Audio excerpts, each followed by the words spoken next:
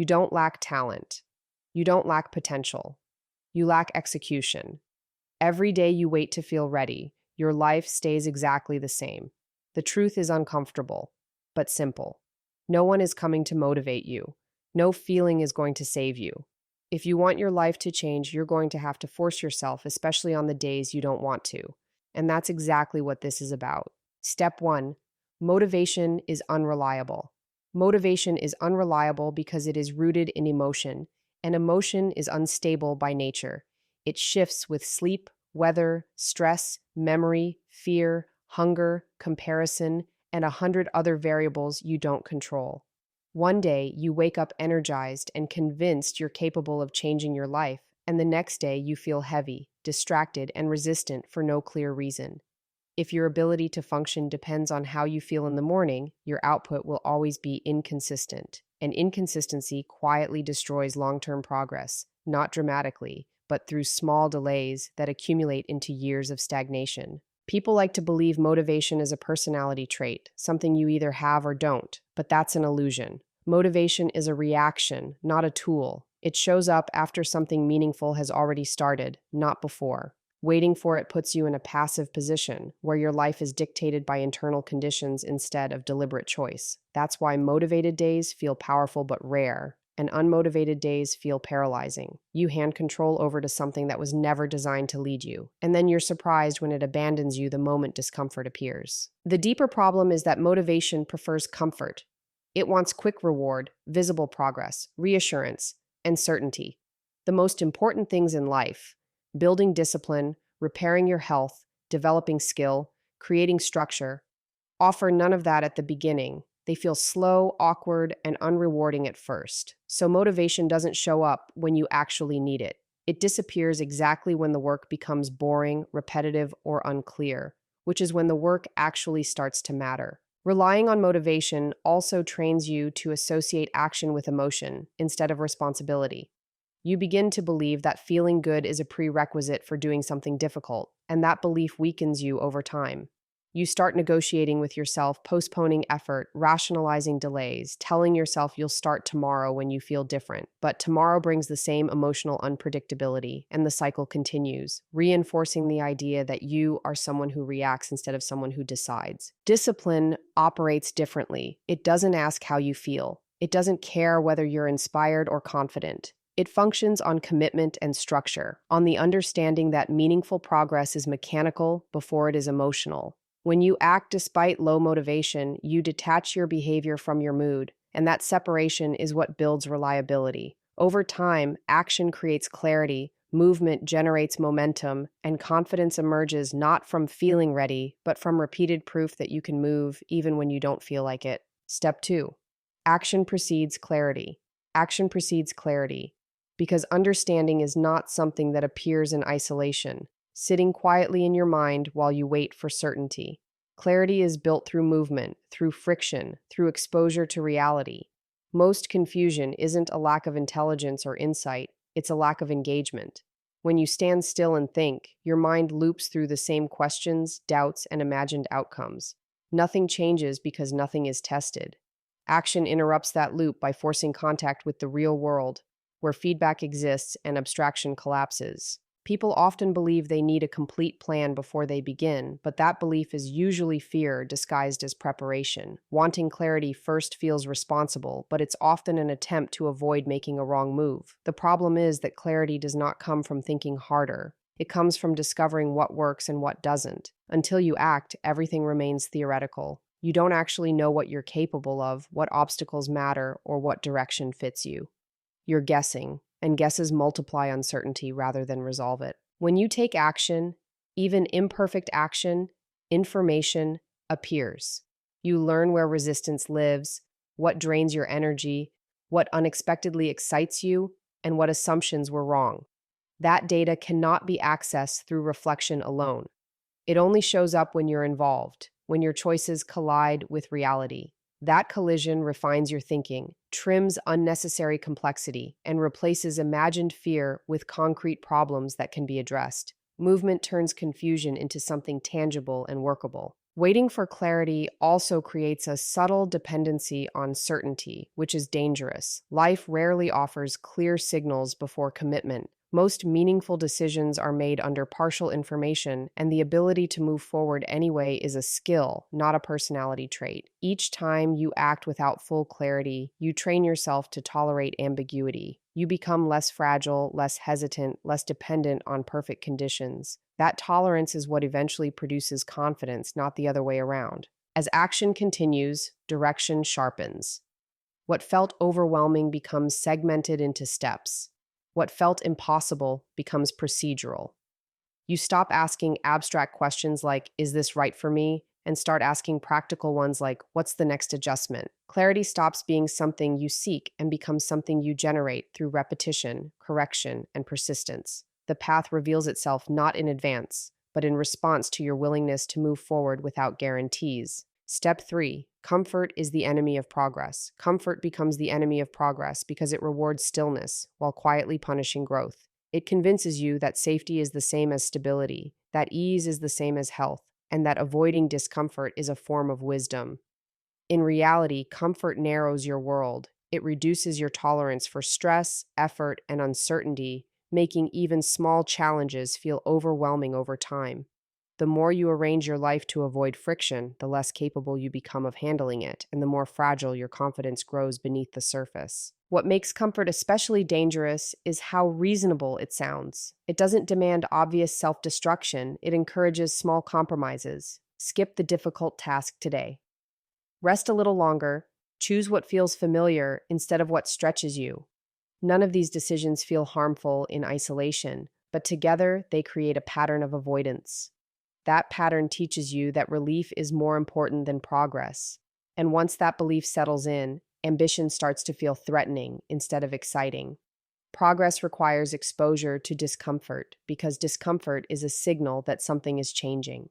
Learning, building strength, developing discipline, and acquiring skill all involve friction. They challenge your identity, your habits, and your sense of control. Comfort resists that challenge by keeping you in environments where nothing is demanded of you. Over time, that lack of demand erodes your capacity for effort, leaving you restless, dissatisfied, and unsure why nothing feels meaningful anymore. The mind adapts quickly to comfort and then demands more of it.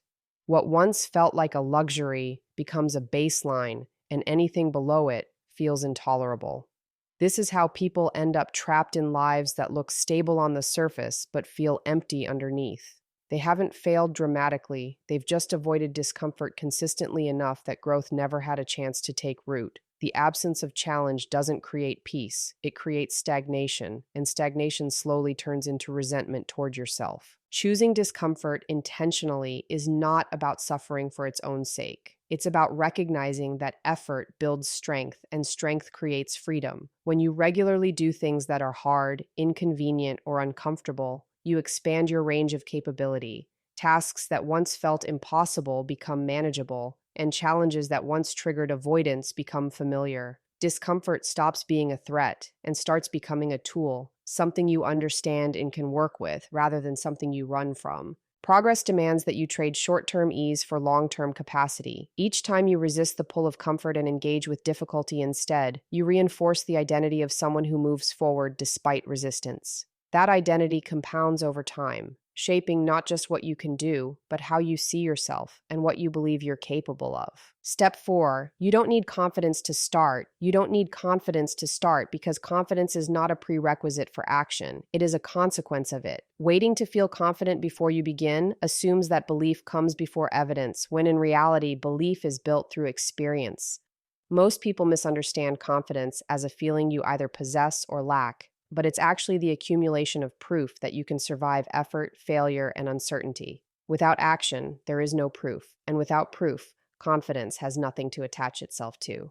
The idea that you should feel ready before you begin creates a psychological trap. It frames starting as something reserved for people who already know what they're doing, which quietly excludes you from your own life. Inexperience then becomes something to hide from rather than something to move through. You hesitate, overprepare, and delay, believing that one day you'll wake up feeling more capable. But capability is not something that appears spontaneously. It is forged through repeated exposure to the very things that make you uncomfortable now. Confidence grows from familiarity, not certainty. The first time you attempt something difficult, your mind interprets the unfamiliar as danger. Doubt feels like a warning, fear feels like a signal to stop, and hesitation feels justified. But those sensations are not evidence of incapacity, they are evidence of novelty. When you act anyway, you teach your nervous system that the situation is survivable. Each repetition reduces the perceived threat, and slowly, without announcement, confidence begins to form. Starting without confidence also shifts your focus from self-image to process. Instead of asking whether you're good enough, you start paying attention to what works, what doesn't, and what needs adjustment. This practical orientation grounds you in reality rather than imagination. Confidence that comes from imagination is fragile and collapses under pressure, but confidence built from lived experience is stable because it has been tested. There is also humility in beginning without confidence, and that humility protects you. It keeps you open to learning, correction, and growth. When you don't assume you know, you listen more carefully, you adapt faster, you improve steadily. Over time, the quiet accumulation of effort replaces self-doubt with self-trust, not because you feel extraordinary, but because you've shown yourself that you can move forward even when you don't feel ready. Confidence, then, is not something you summon before you act. It is something that follows you, gradually and reliably, as a byproduct of showing up again and again, imperfectly, consistently, and honestly. Step 5. Small forced actions compound. Small forced actions compound because consistency reshapes identity long before it produces visible results. When an action is small, it bypasses resistance. It doesn't trigger the same fear, perfectionism, or overwhelm that large goals do. You don't need inspiration to take a small step. You only need willingness. That willingness, repeated, creates a pattern of behavior that quietly alters how you see yourself. The action itself may seem insignificant, but the message it sends is not. You are someone who acts even when it's inconvenient. Forcing small actions matters because discipline is not built through dramatic effort, but through repetition under low emotional intensity. Grand gestures feel satisfying, but are rare, and they often depend on mood. Small forced actions, done daily, detach progress from motivation. They make movement automatic. Over time, what once required effort becomes routine, and what was once resisted becomes expected. This shift is subtle, but it is foundational because it replaces decision fatigue with structure. Compounding works psychologically before it works practically. Each small action lowers the internal friction associated with starting. The mind begins to associate effort with familiarity instead of threat. You stop negotiating with yourself because the action no longer feels like a debate. This reduces procrastination not through willpower, but through reduced resistance. The compound effect isn't just that you do more over time, it's that doing becomes easier, quieter, and less emotionally charged. Small forced actions also protect you from the all or nothing mindset. When progress is defined by consistency rather than intensity, setbacks lose their power. Missing a day doesn't feel like failure. It feels like a deviation from a process you understand. You return to the action because the identity remains intact. You are not someone who relies on bursts of motivation. You are someone who shows up in manageable ways regardless of circumstance. As these actions accumulate, they create measurable results, but more importantly, they create internal alignment. You begin to trust yourself because your behavior is predictable. Self-trust reduces anxiety because you no longer depend on how you feel to determine what you do. You move forward even when conditions are imperfect, and that movement creates momentum that scales naturally. Small actions don't stay small forever. They expand as your capacity grows, as your tolerance for effort increases, and as the identity built through repetition demands a higher standard of behavior without requiring force. Step 6. Self-respect is earned through follow-through. Self-respect is earned through follow-through because trust in yourself is built the same way trust is built with anyone else, through consistency between words and actions. Every time you tell yourself you'll do something and then don't, you fracture that trust slightly. It may not feel dramatic, but it accumulates. Over time, the gap between intention and behavior becomes an identity, and that identity quietly undermines confidence, clarity, and self-worth. Self-respect doesn't disappear all at once. It erodes through unkept promises that you learn to ignore. Follow through matters because it anchors your sense of self in reality rather than aspiration. Anyone can imagine a better version of themselves, but respect comes from evidence, not potential. When you complete what you commit to, even when it's inconvenient or uncomfortable, you reinforce the belief that your word has weight. That belief stabilizes you. It reduces internal conflict because you are no longer negotiating with yourself about whether you can be relied upon. Because you've seen it proven repeatedly through action. The absence of follow through creates internal noise. You think about what you should be doing, what you said you would do, what you're avoiding, and that mental clutter drains energy. It produces guilt, defensiveness, and rationalization, which are often mistaken for personality flaws rather than symptoms of misalignment. When your actions consistently match your intentions, that noise quiets. Your mind becomes clearer not because life is easier, but because you are no longer divided against yourself. Earning self-respect through follow-through also reshapes how you respond to difficulty. When challenges appear, you don't interpret them as reasons to quit. You interpret them as part of the process you agreed to. This shift changes your relationship with discomfort. Effort becomes expected rather than resented. You stop asking whether something feels fair or enjoyable and start asking what needs to be done next. That practical orientation strengthens resilience and reduces emotional volatility. Follow through doesn't require perfection. In fact, self-respect grows faster when commitments are realistic and consistently honored. Small promises kept are more powerful than grand promises abandoned. Each completed task, no matter how minor, reinforces the same message: you can be trusted.